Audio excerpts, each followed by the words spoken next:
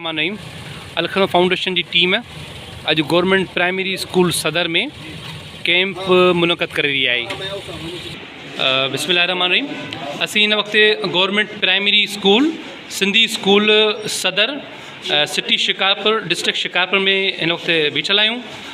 अलखदमत foundation की team इन वक्त बोन मुतासर में जो इतने मानू तरसियल उन्होंने फ्री ऑफ कास्ट में मेडिसिन्स मुहैया की वेंदी, जैमें गाइनी पीड्स जनरल पेशेंट्स के इतने मेडिसिन्स प्रोवाइड की वेंदियूं।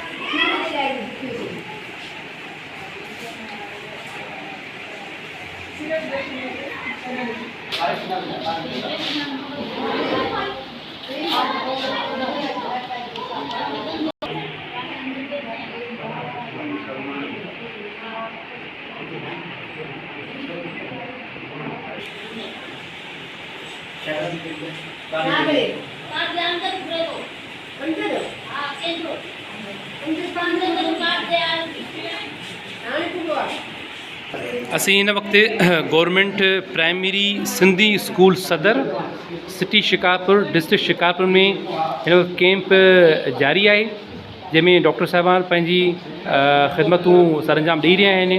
उहे माण्हू जेके फ्लड में मुख़्तलिफ़ डिस्ट्रिक्ट जे एरियाज़ मां मुतासिर थी चुका, उन्हनि माण्हुनि खे फ्री ऑफ कास्ट में मेडिसन ॾिनी वञे पई। गाइनी पीड्स ऐं आम जनरल पेशेंट्स के पिण हिते मेडिसिन ॾिनी वञे पई।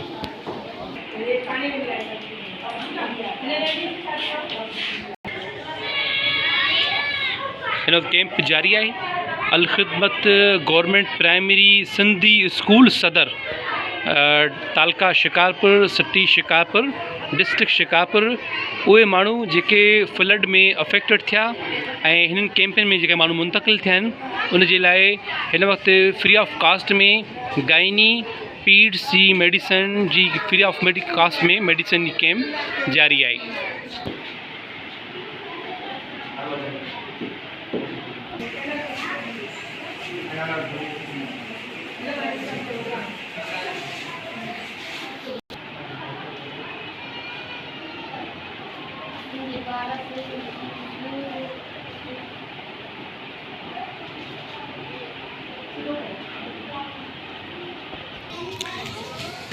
ही असांजा फ्लड अफेक्टेड पर्सन जेके हिन वक़्तु गवर्नमेंट